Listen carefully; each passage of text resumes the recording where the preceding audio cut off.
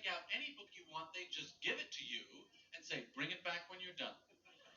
It reminds me of like this pathetic friend everybody had when they were a little kid that would let you borrow any of his stuff if you would just be his friend, you know?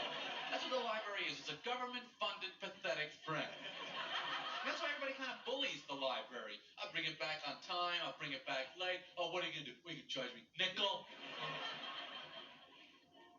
Well, I'm glad you're here so we can get this all straightened out. Would you like a cup of tea? You got any coffee? Coffee? Yeah, coffee. No, I don't drink coffee. Yeah, you don't drink coffee? How about instant coffee? No, I don't have. You don't have any instant coffee? Well, I don't normally. Who doesn't have instant coffee? I don't.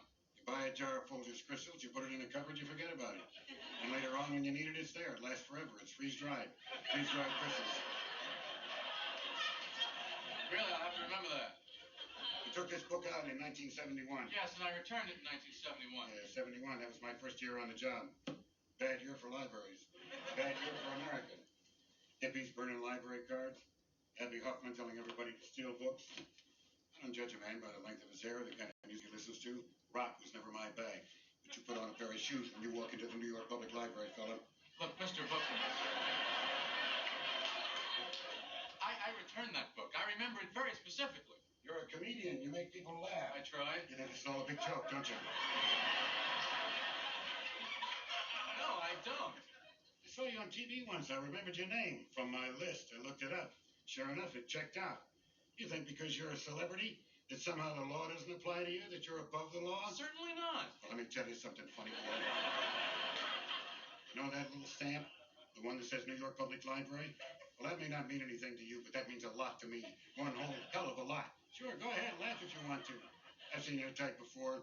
Flashy, making the scene, flaunting convention. Yeah, I know what you're thinking. What's this guy making such a big stink about old library books? Let me give you a hint, Junior. Maybe we can live without libraries, people like you and me. Maybe. Sure, we're too old to change the world. But what about that kid sitting down, opening a book right now in a branch of the local library and finding drawings of peepees and wee-wees and the cat in the hat and the 5 Chinese brothers? Doesn't he deserve better? Look, if you think this is about overdue fines and missing books, you better think again. This is about that kid's right to read a book without getting his mind warped. Or maybe that turns you on, Seinfeld. Maybe that's how you get your kicks. You and your good time buddies. Well, I got a flash for you, Joy Boy. Party time is over. You got 7 days, Seinfeld. That is...